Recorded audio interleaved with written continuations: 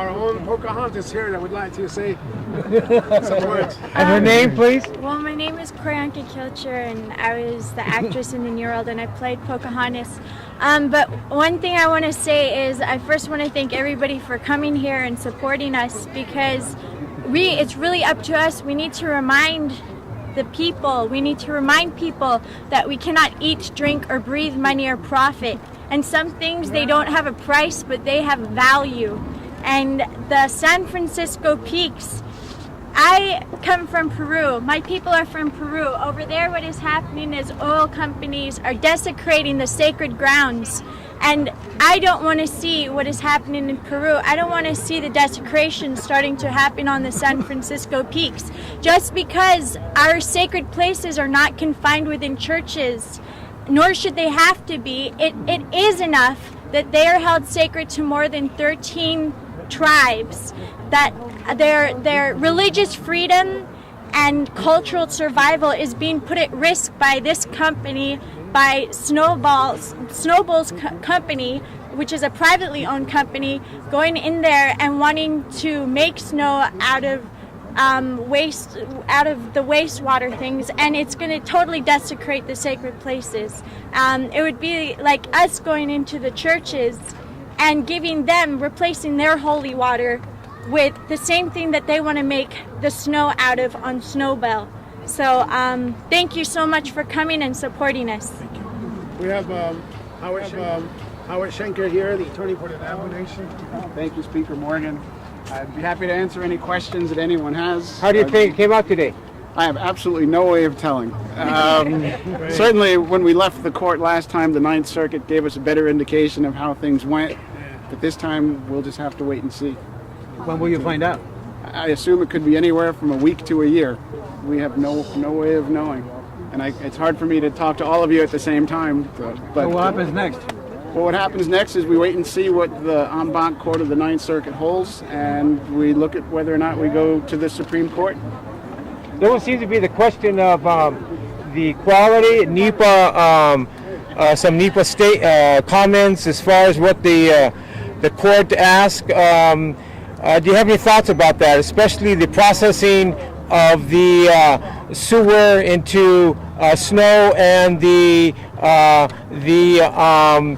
toxicness of that snow? Sure. Well, any comments? Yes. Unfortunately, we didn't have time to get to the NEPA issues, but it's clear from the environmental impact statement and from the science that this is not potable water, that the snow is not fit for consumption. There are not only things that they talked about like endocrine disruptors in this snow, but Dr. Torrance submitted comments and he pointed out things with phenols that are in detergent and shampoos that actually can develop polycystic kidney disease. He talked about triclosan, which is an ingredient in antibacterial products that when exposed to UV rays becomes a dioxin, a known carcinogen. He talked about the fact that there's chemicals and compounds in this water that can actually disrupt human genomes. So this water is not safe, and in fact, what they say in the environmental impact statement is they don't really know what's in this water. They don't really know how it will impact people in the long run. When you heard about the tests and the freezing and that it meets water quality standards, the freezing test, they tested for coliform and fecal coliform. When they say it meets water quality standards, they're testing for the things that they anticipate finding in drinking water. They're not testing for the things that come from industrial water and household waste. So while it may meet drinking water standards sometimes for certain chemicals, there's a whole host of chemicals that they're simply not testing for and that they're ignoring. So this water is not potable water. Now, especially in Arizona. I mean, Arizona does not require that A+ reclaimed water be clean water. So there are other states, and when you heard them talking about they looked at other states or they looked at other people using reclaimed water, first, it's not clear that it's 100% reclaimed sewer water. Second of all, we don't know how they treat their water. They may do what they do in Arizona and then run it through reverse osmosis or other processes that actually do make it cleaner and safer for potable uses. But the problem here today is that we're here at all. I mean, the fact is that we shouldn't have to be in court to protect these sites that so many people find holy and sacred. This is something that Congress needs to address. It's something the American people need to address. not a room full of judges and lawyers arguing about the law. And it's a shame that we live in a country that prides itself on protecting people's First Amendment rights and the free exercise of religion. And here, Native Americans have no First Amendment rights when it comes to government land use decisions. And as you know, the government holds large quantities of land that was once held by Native Americans and that Native Americans hold sacred. The government has trust obligations, they have treaty obligations that they don't live up to.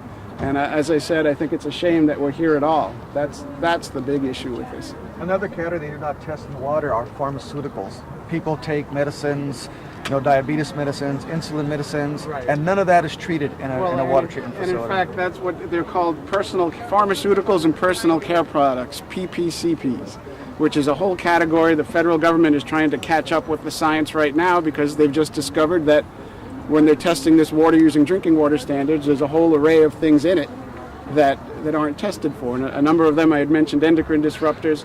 There's people take birth control drugs, people take steroids, people take antibiotics. All this either, I don't mean to be crude, but can be urinated out into the toilet or sometimes dumped into the toilet. These things are not getting treated out in the treatment systems, and they're showing up in the snow at various levels. But for my position, even if it's detectable level, that's too much. But the fact is, whether or not this water is clean, this is a sacred and holy site.